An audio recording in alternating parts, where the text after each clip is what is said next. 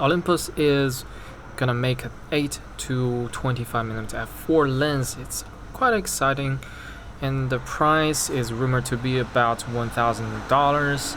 Maybe it will become cheaper after a while. The price might be a little bit on the high end.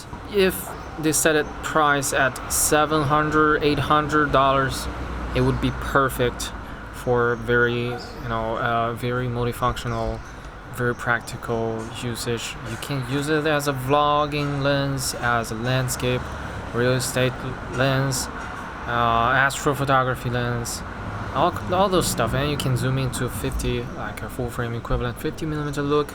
That is pretty cool. And right now I'm using the Sigma ultra wide 10 to 20mm lens to simulate that kind of look. Right now I'm shooting at the 12mm in APS-C, and with the speed booster it is about 16mm full frame equivalent, so it's about 8mm for micro four third. So this is how it look like when you get that lens. And I set this at f4. This lens can go down to f2.5, but I'm setting it at f4 so that you can see what it look like when you get the lens. This is how wide it goes.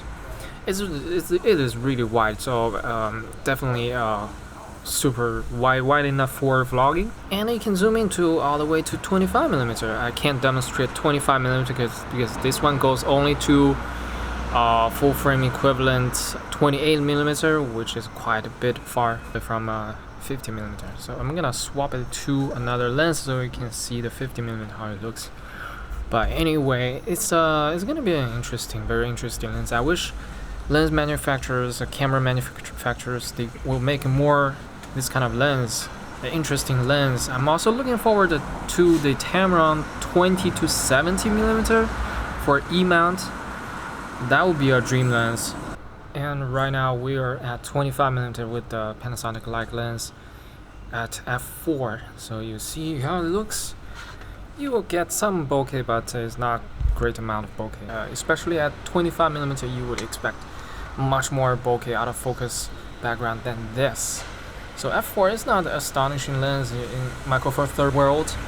So that's why people are not happy with the price. If they really set price at $1,000 or $1,100, it might just be worth it to throw in a couple $100 more to get the Leica f1.7 lens instead, because f1.7 compared to f4, it's a huge difference. But yeah, this is how it's gonna look like at f4. It's an interesting lens. 25mm is not telephoto yet. It's kind of standard look. It's not really long telephoto, and you cannot compress your subject that much, and therefore you won't get that much bokeh. And yeah. So you may wonder, what's the point? What is the point? What is the point of this kind of lens? 8 to 25mm. I'm looking forward to the release and how people react to it. I think they should release more cheaper, budget-friendly, weird lens, zoom lens, not weird, but not conventional, something outside the box.